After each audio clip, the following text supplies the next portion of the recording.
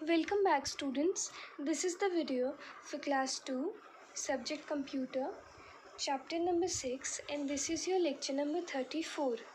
In your last lecture, we saw that what are the different purposes for which Control and Alt key is used, as well as we learnt about symbol keys. Now in this video we will see that what is shift key and why shift key is important for us and it needs to be present in the keyboard.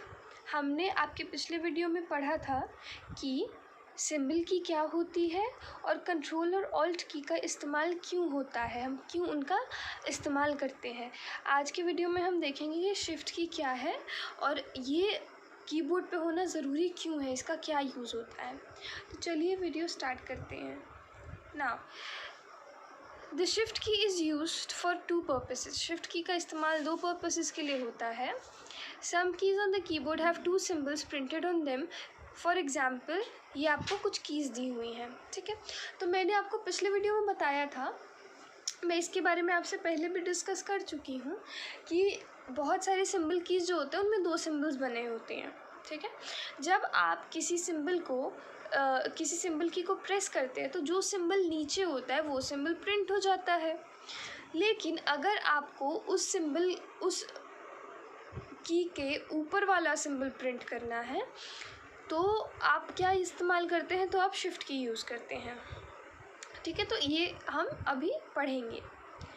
अब ये कुछ keys हो गए जिन पे दो दो symbols हैं. जैसे यहाँ पे क्या एक्सक्लेमेशन मार्क है 1 है, यहाँ स्टार 8 है, यहाँ प्लस इक्वल टू है, यह स्मॉलर देन कॉमा है, यहाँ एक greater than full stop, question mark, oblique, ठीक है. ये सारे सिम्बल्स हो गए.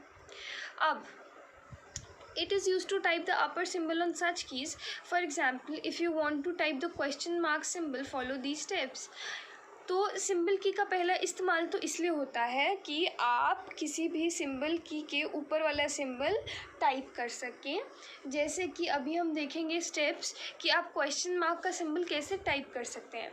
तो उसका स्टेप 1 है press and hold down the shift key with 1 finger. और स्टेप 2 है using another finger press the key with the question mark symbol on it.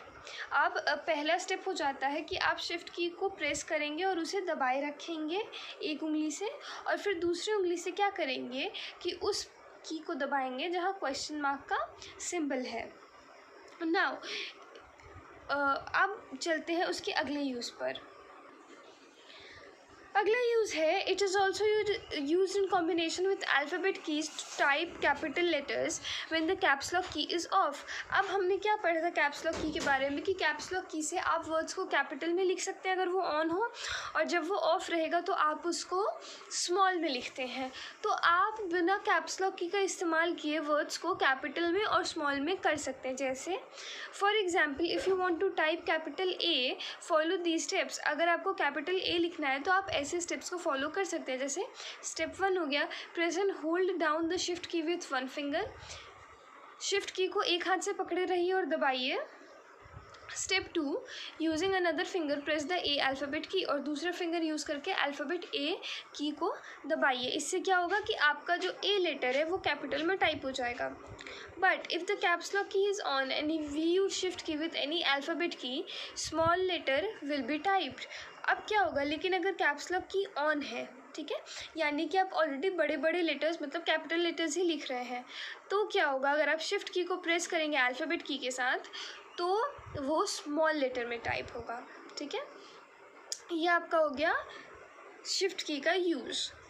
अब यहाँ पे आपका एक ऐड टू नॉलेज का कॉलम है जहाँ लिखा हुआ है कि Christopher Latham Scholes was the inventor of the QWERTY keyboard.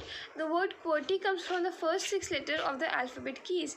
अब हमने पढ़ा है कि हमने देखा है कीबोर्ड को, फ़ोटोज़ में हो या आप लोगों के घर में हो या आपने कहीं देखा हो कि कीबोर्ड का जो फर्स्ट लाइन होता है उस पर पहले के 6 लेटर्स होते हैं QWERTY, ठीक है.